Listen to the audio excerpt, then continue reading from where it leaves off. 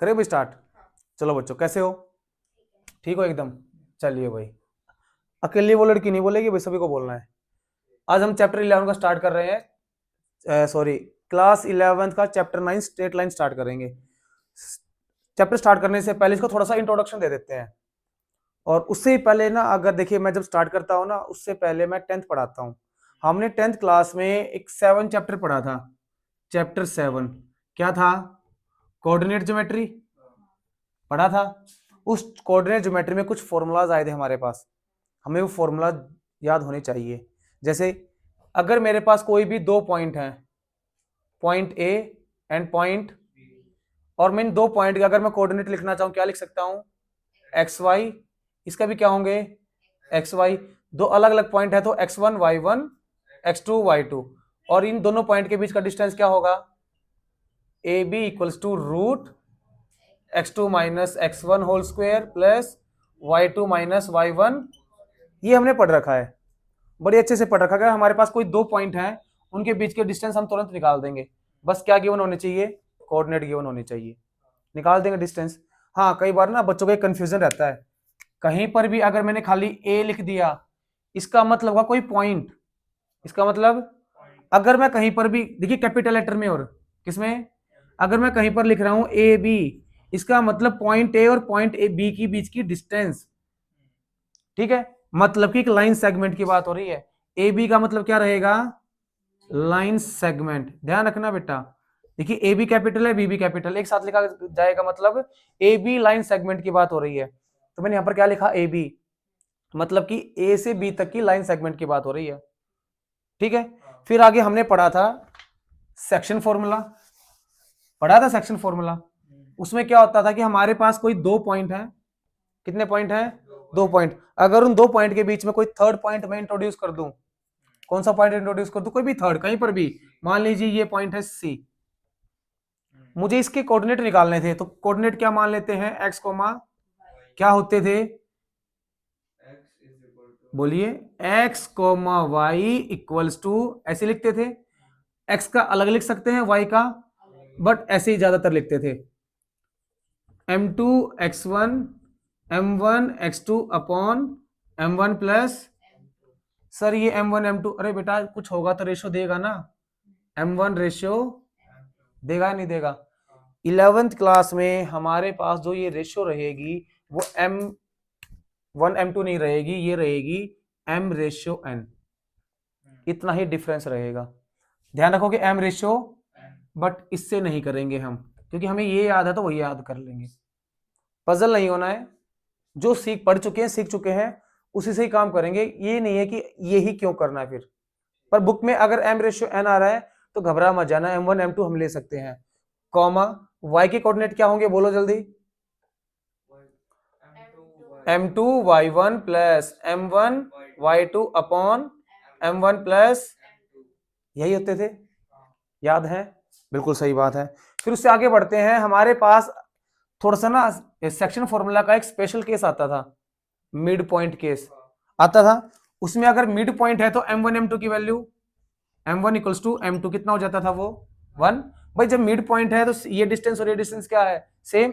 जब same distance है तो रेशियो क्या रहेगी? 1:1। तो वहां पर हमारे पास क्या बनता था, बताइए जल्दी। अगर मैं एक्स वाई निकाल रहा हूं, मिड पॉइंट है, क्या है? मिड पॉइंट, तो क्या बनता था? x1 plus x2 by two comma y1 plus y2 by two. सही है। एक फॉर्मूला और था जो कि डिलीट हो चुका था सिलेबस से, बट अब हमें यहां पढ़ना पड़ेगा। कौन सा फॉर्मूला है वो देखिए अब ध्यान से, सबसे जरूरी फॉर्मूला है। ये रब कर दूं मैं?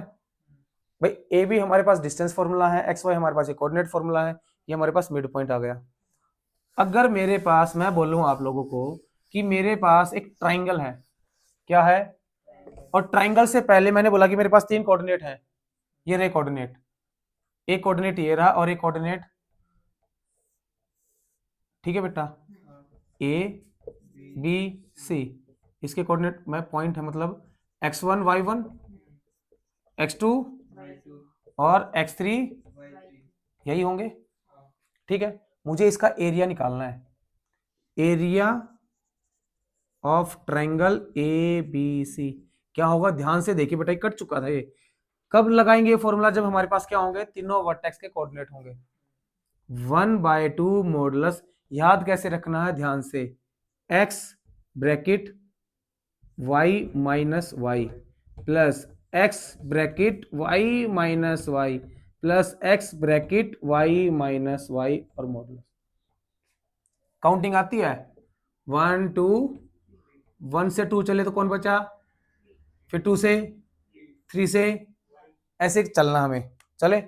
x के लिए अलग चलेंगे और y के लिए, पहले x की बात करते हैं। मान लीजिए x1, फिर यहां पर x2 और यहां पर x3, ध्यान रखोगे। y के लिए क्या रहेगा, अगर x1 है तो y 2 3, x2 है तो 2 के बाद 3 1, 3 है तो 1 2, याद रखोगे, x1 x2 x3, फिर इसके अकॉर्डिंग हम y डाल देंगे, पर y के साथ बीच में माइनस रहना चाहिए।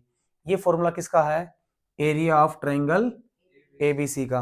ये 4 कंसेप्ट थे हमारे पास 10th क्लास में कोऑर्डिनेट ज्योमेट्री में, ये डिलीट हो चुका था, ठीक है ना, जो थर्ड एक्सरसाइज थी, यहां तो पढ़ना पड़ेगा हमें। समझ में आ गई बात, इतना समझ में आया।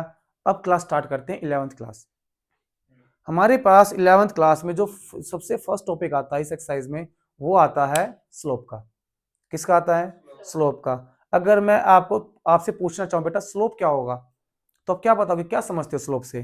कई बार जब हम घर बनाते हैं, है ना, बनाते हैं ना, तो जो हमारा घर है वो रोड से थोड़ी सी हाइट पर होता है, और जो हाइट है हमारी, हमें तो गाड़ियां भी अंदर लेके जानी है, तो हम क्या बना देते हैं, उसके सामने रैंप बना देते हैं ना, ढलान सा बना देते हैं।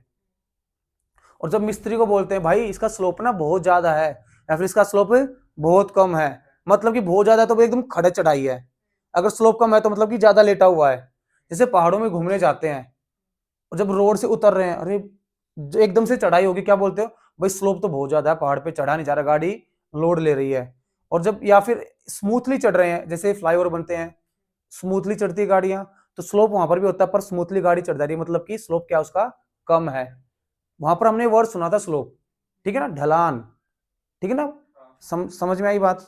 तो बस इसी से ही रिलेट करके हम स्लोप पढ़ेंगे। इधर देखिए, हमारे पास जो सबसे फर्स्ट टर्म आएगी वो आएगी किसकी, स्लोप की। देखिए स्लोप,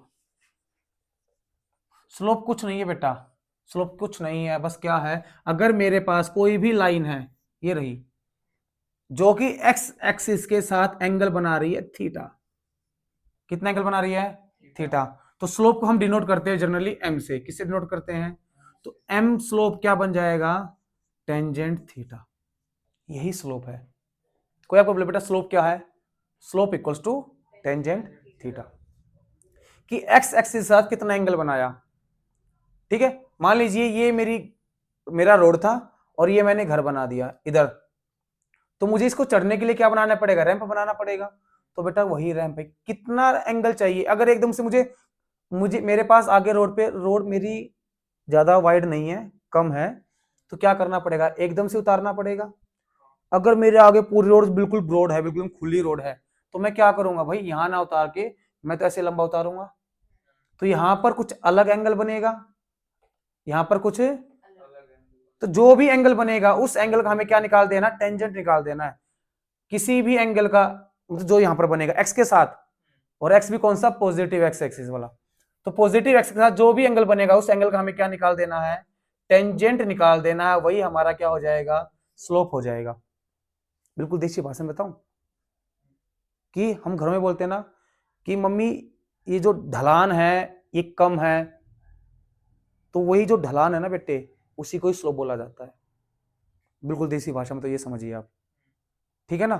कि अभी जैसे इस रूम से मैं बाहर जाऊंगा, बाहर अगर मेरे पैर खराब है, मैं व्हील चेयर से जाऊंगा, सीधा कैसे जाऊं, थोड़े नीचे है, तो बाहर जाने के लिए मुझे क्या करना पड़ेगा, स्लोप बनाना पड़ेगा, मतलब कि ढलान बनानी पड़ेगी ना, तो बस वही ढलान ही।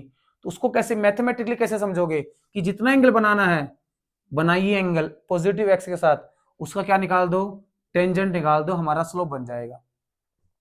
आ गया स्लोप, तो यही हमारा फर्स्ट कंसेप्ट था स्लोप का, ठीक है। अब इससे आगे बढ़ते हैं,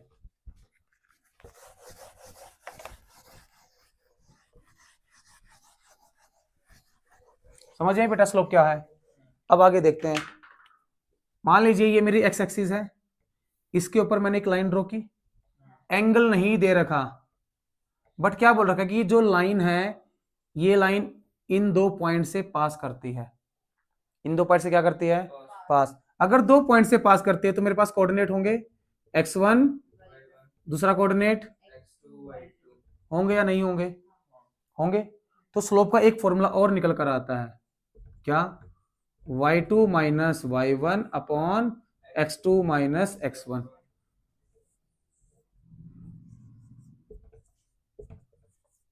तो स्लोप के हमने दो फॉर्मूले पढ़ लिए। अगर आपको एंगल गिवन है तो टेंजेंट थीटा निकाल दो, अगर आपको 2 पॉइंट गिवन है तो y2 minus y1 upon x2 minus, ठीक है। इसकी छोटी सी डेरिवेशन बता देता हूं कैसे बनेगा, ज्यादा मुश्किल नहीं है, फटाफट बस, टाइम वेस्ट नहीं करूंगा, जल्दी से बताऊंगा, ठीक है ना। जल्दी देखो,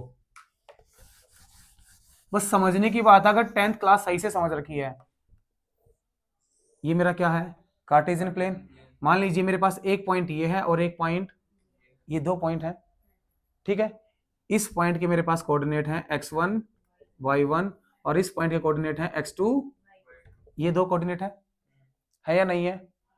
ये कितना कुछ एंगल बना रही है, मान लीजिए कितना एंगल बना रही है? थीटा बना रही है। कितना बना रही है? थीटा। अगर मैं यहां पर एक लाइन ड्रॉ कर दूं एक्स एक्सिस के पैरेलल, तो ये एंगल भी कितना होगा? कॉरस्पॉन्डिंग एंगल होंगे ये। एक लाइन मैंने ये ड्रॉ कर दी, मेरे पास ये क्या बन गई? एक ट्रायंगल बन गई। कैसी ट्रायंगल? राइट एंगल ट्रायंगल बन गई या नहीं बन गई? अगर मैं इस राइट एंगल ट्रायंगल का टेंजेंट थीटा निकालूं, क्या निकालूं? टेंजेंट थीटा, तो क्या होगा? याद करिए, पाकिस्तान भूखा प्यासा, हिंदुस्तान हरा, क्या होता है? P by B. क्या होगा? P by B. पी क्या है? एंगल के सामने वाला ये परपेंडिकुलर है, ये क्या है? बेस, और ये क्या है? तो पी कितना होगा? इसका कुछ नेमिंग कर लेते हैं, ए बी सी, ठीक है बेटा। तो परपेंडिकुलर कितना है? सी बी, और बेस कितना है? A B. मुझे मतलब सी बी की लेंथ चाहिए और मुझे किसकी लेंथ चाहिए? ए बी की लेंथ चाहिए। तो एक बात बताइए, सी बी की लेंथ ये किसके अलोंग है? y के अलोंग है। इस पॉइंट पर y की कुछ अलग वैल्यू होगी और इस पॉइंट पर y की कुछ, इस पॉइंट पर y की कितनी वैल्यू होगी? जहां पर ये वैल्यू और ये वैल्यू सेम होंगी y की, ये y1 है तो ये भी कितनी होगी? y1 ही होगी। और ये कितनी है? तो ये है y2 और ये है, मतलब कि मैं यहां से यहां तक पहुंचा, कितना चला? y1। और मैं यहां से यहां तक पहुंचा, कितना चला? y2। मुझे ये वाली डिस्टेंस निकालनी है। देखो मैं अलग कलर से बना के दिखाता हूं। मुझे ये वाली डिस्टेंस निकालनी है, ये वाली निकालनी है। क्या मेरे पास ये वाली डिस्टेंस है? ये वाली डिस्टेंस है, बिल्कुल है। कितनी है? y1। क्या मेरे पास ये दूसरी वाली डिस्टेंस है? ये यहां से यहां तक है डिस्टेंस, ये वाली बिल्कुल है। किस फॉर्म में है? y2 है बेटा। अगर मैं y2 में से y1 माइनस कर दूं, रेड आ जाएगी। ब्लू में से ग्रीन माइनस कर दूं, क्या आ जाएगी? रेड। तो मैं क्या लिख सकता हूं? y2 माइनस लिख सकता हूं, ये हमारा क्या आ गया? परपेंडिकुलर, ये वाली लेंथ आ गई। मुझे बेस निकालना है, किसके अलोंग है? x के अलोंग। तो x यहां पर कुछ अलग है और x यहां पर कुछ, यहां पर कितना x है? मैं यहां से यहां तक कितना डिस्टेंस चला? x1। मैं यहां से यहां तक कितना डिस्टेंस चला? x2। मुझे तो ये डिस्टेंस निकालनी है। अगर मैं x2 में से x1 माइनस कर दूं तो ये आ जाएगी x2 माइनस, तो अगर मैं मेरे को बेस निकालना है, क्या होगा? x2 माइनस, क्या आ जाएगा? वो आ गया बेस। वैल्यू पुट करो, परपेंडिकुलर कितना आया? y2 माइनस, परपेंडिकुलर यही आई थी वैल्यू, y2 माइनस ये x2 माइनस, तो बस x2 माइनस आ गई। टेंजेंट थीटा ही क्या था हमारा? स्लोप। किसके इक्वल आ गया? इसके इक्वल। तो मैं क्या बोल सकता हूं? तो जो m है वो टेंजेंट थीटा है और जो m है वो y2 minus y1 upon x2 minus x1 है। बोल सकता हूं नहीं बोल सकता हूं? फटाफट इसको उतार लो एक बार। चलो बेटा आगे बढ़ते हैं। अब एक बात समझिए, अगर मेरे पास कोई ये लाइन है बेटा, ठीक है, अगर मैं आपको ये बना के दिखाऊं कि मेरे पास ये कार्टेशियन प्लेन है, ये रहा जो मैंने रेड से बनाया, ठीक है, ये लाइन कितना एंगल बना रही है, थीटा कुछ बना रही है। मैंने एक लाइन और ड्रॉ कर दी इसी के पैरेलल कर दी, ये एंगल कितना बनाएगी, ये एंगल भी तो थीटा ही बनाएगी, क्योंकि ये लाइन और ये लाइन कैसी लाइन है, पैरेलल। जब दो पैरेलल लाइन है वो किसी के साथ क्या सेम एंगल बनाएंगी, मतलब ये थीटा बना रही है तो ये भी कितना बना रही है।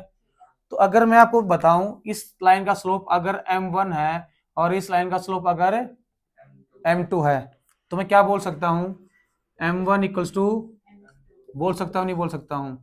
तो ये हमारे पास कंडीशन रहेगी जब लाइंस आर पैरेलल। अगर लाइंस पैरेलल है तो उनके स्लोप क्या रहेंगे, इक्वल रहेंगे हमेशा। एक लाइन और बना लो, उसका एंगल भी कितना, उसका कुछ और स्लोप होगा, और वो स्लोप जितने ये होगा सेम वैल्यू देगा, क्योंकि एंगल कितना बन रहा है सबके साथ, सेम बन रहा है। तो पैरेलल लाइन का स्लोप ऑलवेज क्या रहेंगे, इक्वल रहेंगे। ऐसे ही अगर मैंने बोला कि मेरे पास एक लाइन ये है और एक लाइन कितना एंगल है, परपेंडिकुलर, बट डायरेक्ट रिजल्ट बता रहा हूं बेटा, ज्यादा अंदर नहीं जाएंगे, बुक में सब कुछ है, जितनी जरूरत है उतना मैं बता दूंगा, ठीक है। अगर 90 डिग्री है तो इसका स्लोप कितना बनेगा, m1 m2 इक्वल्स टू -1। कब, जब लाइंस क्या होंगी, परपेंडिकुलर। मान लीजिए इसका स्लोप है m1 और इसका स्लोप है, तो इन दोनों स्लोप में क्या रिलेशन रहेगा, परपेंडिकुलर रहेंगे, तो क्या रिलेशन रहेगा, m1 m2 इक्वल्स टू -1। ठीक है भाई, कोई दिक्कत किसी बच्चे को, हो जाएगा। आगे बढ़े, अब आगे देखिए, रब कर दो इसको। अच्छा ये कैसे आया एक बार बुक में देख लेना, कहो तो मैं थोड़ा सा बता दूं।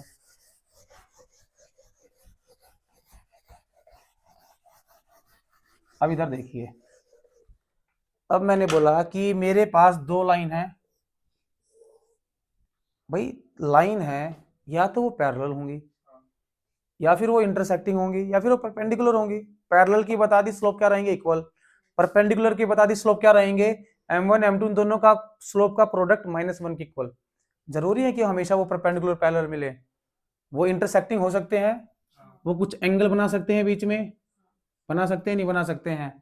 तो इस लाइन का स्लोप कितना होगा, m1, इस लाइन का स्लोप कितना होगा, m2।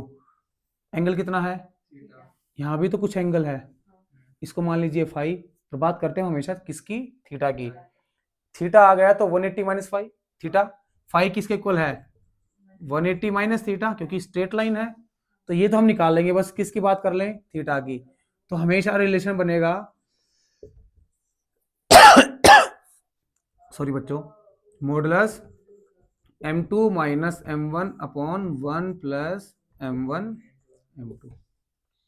अगर दो स्लोप है, लाइन दो लाइन है और वो कैसी लाइन है, इंटरसेक्टिंग, उन दोनों के स्लोप में क्या रिलेशन रहेगा, एंगल के साथ, tangent theta equals to m2 minus m1 upon 1 plus m1 m2। ये रिलेशन रहेगा किस किस के बीच में, स्लोप दोनों लाइन के बीच में, उनके एंगल के साथ। तो इन तीनों के बीच में इकलौता रिलेशन है यही, किसमें, m1 m2 और थीटा के बीच में इकलौता रिलेशन है यही, only one and one single. ठीक है, एक ही सिंगल रिलेशन यही है किस किस के बीच में, m1 m2 और थीटा के बीच, याद रखना इसको। अब इसकी बात कर लेते हैं मॉडुलस की। मॉडुलस बेटा कुछ नहीं है, अगर हमारे पास कोई वैल्यू है 2 और मैंने बाहर लगा दिया मॉडुलस, तो हमें आंसर मिल जाएगा 2। अगर मेरे पास वैल्यू है -2, मैंने लगा दिया मॉडुलस, तो तब भी आंसर कितना मिल जाता है, 2 मिल जाता है। कितना मिल जाता है, 2।